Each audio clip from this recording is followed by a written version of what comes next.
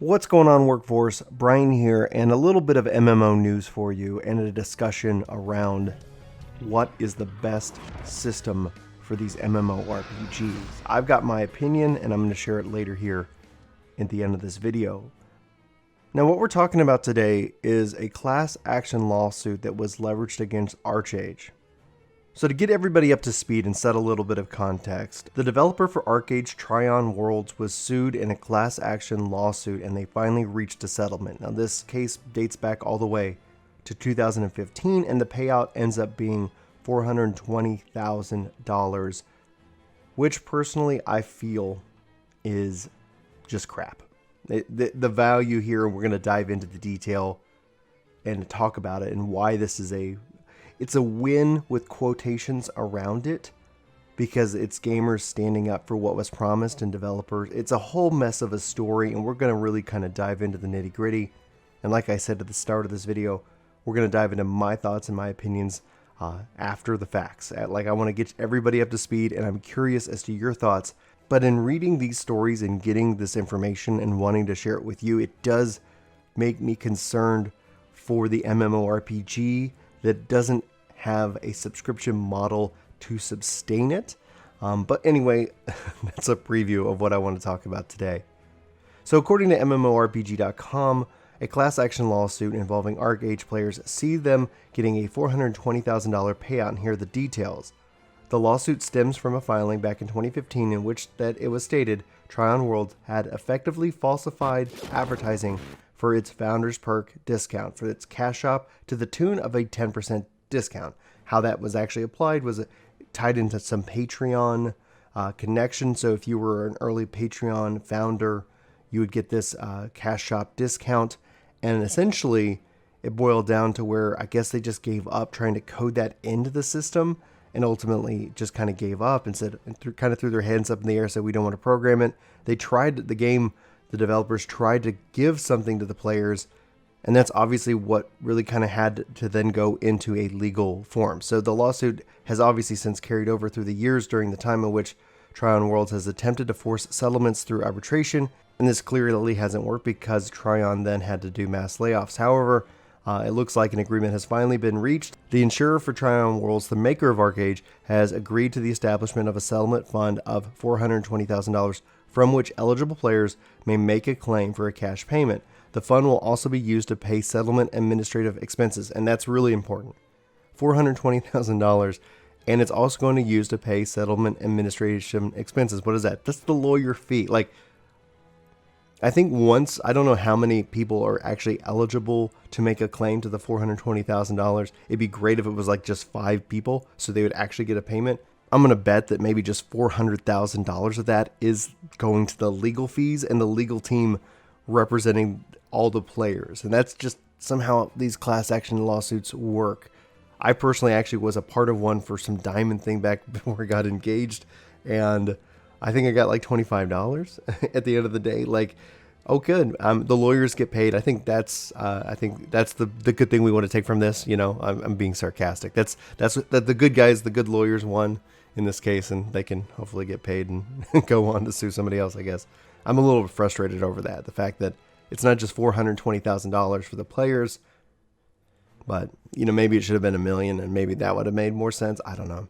Anyway, the settlement resolves the lawsuit of which Tryon violated California's Consumers Legal Remedies Act, false advertising law, and unfair competition law, or made negligent misrepresentations when it failed to provide a 10% discount on the ArcheAge marketplace purchases to U.S. players who bought the Patreon status before the game's U.S. launch, and then sold supply crates in the ArcheAge marketplace and gave the U.S. players a chance to win virtual items of varying value. So it's not just the loot box issue. There's a gambling aspect, there's a discounted aspect, and more. So you can submit a claim, and I'll have the link in the description of this video for you guys below if you are eligible to grab some of this money by submitting the claim, obviously online or via the mail, before March 13th. Doing so means that you do forfeit your rights to sue Tryon separately or for any similar claims. You could alternatively do nothing, in which case you also forfeit on those rights. You could opt out by March 13th and receive no benefits and still keep your rights to sue. You could also object to the settlement by March 13th, in which that the case you stay the settlement, and you will have to file a written objection to the settlement with a court. And finally, you could also attend the final approval hearing on April 17th at 3 p.m. And this is obviously a source coming from Massively OP as well. Again, link to the article and more will be in the description below. What's good about all of this is that somebody stood up and made a statement. $420,000 is still $420,000. I was looking at some comments people were making about the article, and some were saying at least that's $420,000. But it's not coming from Tryon, and this is just kind of how business works. This is coming from the insurance company that insured Tryon. Yes, Tryon as a company will, get, I guess, a higher rate when it comes to getting, business insurance. If it was so brutal of a lawsuit, you would see that would actually fold the company under, and then they would reform under another one because they wouldn't be insurable. And that's pretty standard practice. Any business and all businesses have insurance, just like we would have health insurance. The thing about all of this, though, is that the insurance provider and anybody that those insurance providers insure tend to be grouped up together. Like, I don't even see them hurting for $420,000.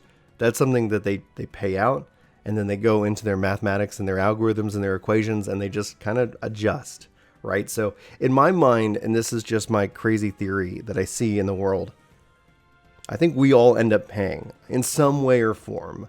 We don't know who the specific insurer for Tryon is, what other types of products and things out there that they have, but it just takes a couple of pennies. And so I guess the pessimistic or the cynic in me is just like, well, that just did nothing.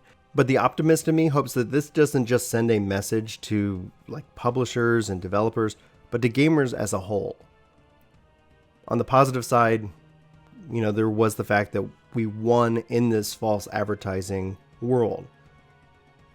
The question that I have to you, and the thing that I ponder in this video, is, does this apply to other games in which different false advertising is applied? And a great example of this would be Anthem. Look at E3 2017. Look at the release product.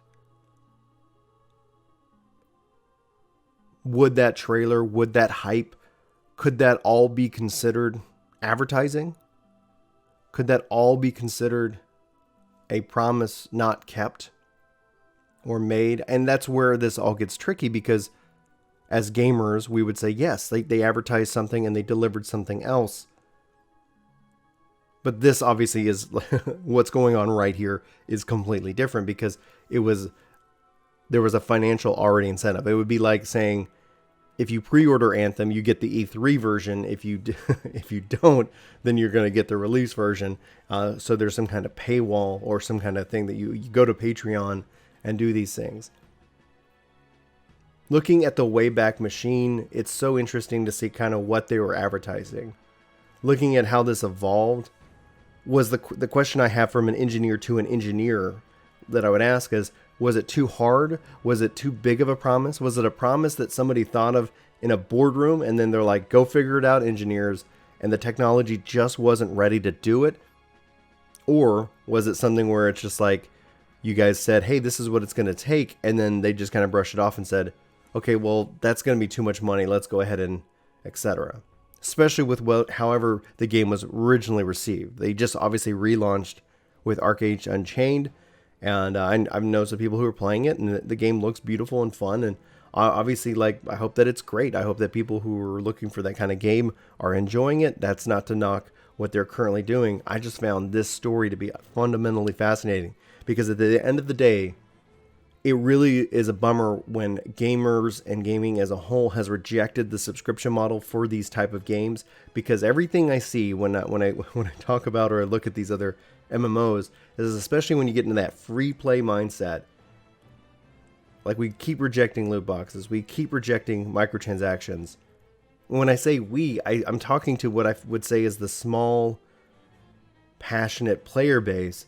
Because when you go look at the numbers of these free-to-play games and all these games that just feel like crap, they're kicking our butts, hands down, dollar for dollar, profit percentage for profit percentage. It's mind-blowing. I've never felt in my life more like David versus the Goliath in this case, in which that I am a small penny on the ground, and we're fighting against, like $1 trillion, like a penny versus. It's obviously not that extreme, because at least for, I have the ability not to spend. I have the ability to walk away. But holy smokes, like, it is so literally frustrating sometimes to see this information. And that's why, again, I am so positive and negative on this article. Positive because it is a win. Negative because they really didn't pay anything. The lawyers look like they're probably going to get all that money. And I don't know how many people are eligible. So if you want to try and if you're a part of this, let me know in the comments. Let me know if you are planning on trying to get a piece of the money that's rightfully yours now, or what have you.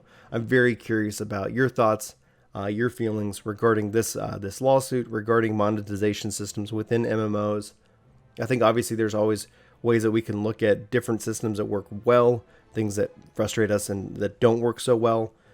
And there's some happy medium that hopefully we can get to. And hopefully as the industry evolves into the next decade, we can see not just better games, but better and more amicable systems for the developer, for the publisher, and for the gamers. Things that work for all three parties. I just don't think you have to have kind of a loser in the whole situation. I don't think the developer has to suffer, or the game just can't go on if it isn't funded by whales. I hopefully we can kind of get away from that mindset, but dadgum, when you just look at the numbers, it's like, why aren't more people going whale hunting? Why is it that we're getting AAA games? Why is it that the industry hasn't fully shifted into this mobile nightmare of just nonsense?